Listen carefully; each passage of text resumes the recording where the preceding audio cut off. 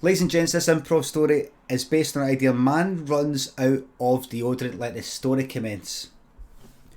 Craig was stinking, humming a BO, and he was like, but I just had a shower this morning. Why am I stinking? Wait a minute. I forgot to put deodorant on, so he went into the toilet. He's like, where is it? The reason why he hadn't put it on wasn't because he forgot to put it on. What he forgot was he did try to put it on, but there wasn't any. Like, he went like that and it was just bone dry. He had the roll on. So he's like, fucking hell. So he went to the shops to get some because he was going for a very important job interview later that day. And he went to the shops to get deodorant and he thought, I don't want to go into the shops because I'll be stinking when I go in and it'll be dead embarrassing. There might be some local people there and I might get a nickname. He was just new to the area and he didn't want to get a reputation as like being called BO man or something. Or smelly man. He thought, I can't go in there. So what did I do? So he went like that. And you could tell by the coldness on the finger which side the wind was blowing. It was cold on this side. Meaning the wind was blowing that way. Yes, he could just look at leaves and all that, but they wobble. Whereas that's a consistent feeling. He's like, right, so I need to stand this way down for the person he was about to speak to. He stopped somebody outside the shop who was upwind. That is, they couldn't smell him. And he said, could you do us a favour? Can I give you a £5 and you go in for some deodorant? And they said, what's that? If I give you a £5, could you go in? I'm sorry, I don't get what you're saying. Just then, 3 wee guys came out the shops. This was about 9:30. And they were dressed in school uniforms, and they should have been in school at that point, but they were dogging it, or playing truant, or as they say in America, they were playing hooky.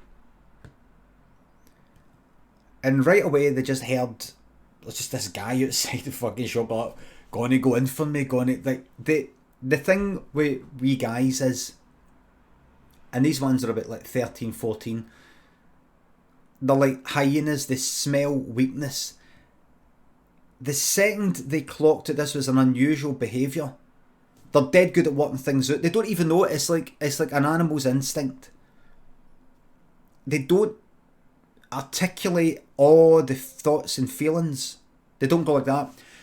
The reason he's doing something that's out of the ordinary. When you do something out of the ordinary in society, it means you're some sort of misfit, outcast. There's something that doesn't quite fit in with you.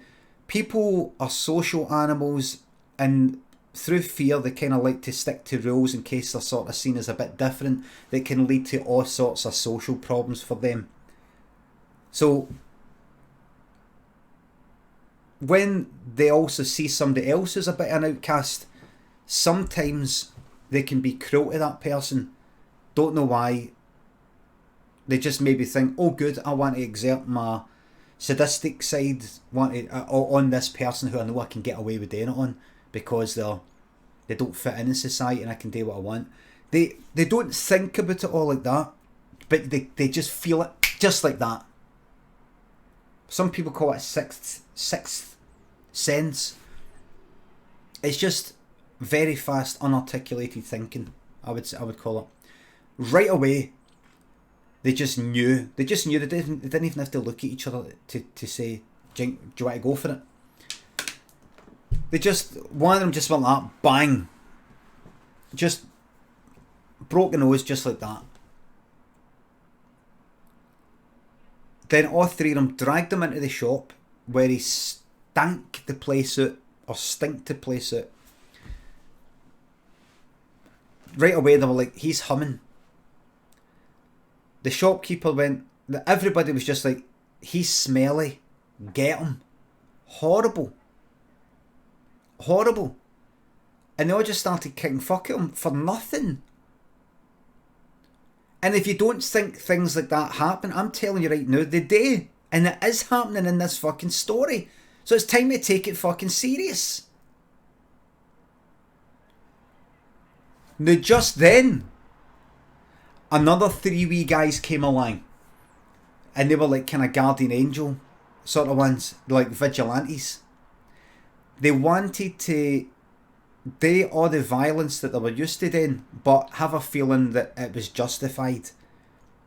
I don't know what, something happened. They just thought, we'll be able to do this, but we'll also be applauded for it. So we get all the praise and the back patting, but we also get to do the violence.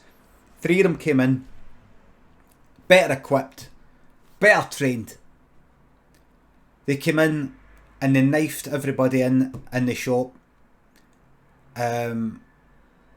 They did also knife Craig, but that's just a wee bit of something. That's just a wee bit of taking a wee bit of cream off the top. That's just a wee bit of cream off the top. You know, like, you got to let people get swindle a wee bit. You know, just put a wee bit aside for to take back to the family. You know, like the police raiding a lot of drug dealer and there's £1 million lying there. There you go. You put that in. Go on. Perks of the job. Perks of the job. Are we something to take the family away on holiday? Do you know what I mean? Are we something like that? But they didn't want money. They just wanted violence. So they took Craig's head off, took his brain out, like that, held it while Craig was still alive. They held it like that, and they'd sort of squeezed it to see what it did, like that. They were hoping by doing that they could maybe control him. Like if he touch here, Craig would go like that, and if he touched here in the brain, he would go like that. But he just died. The end.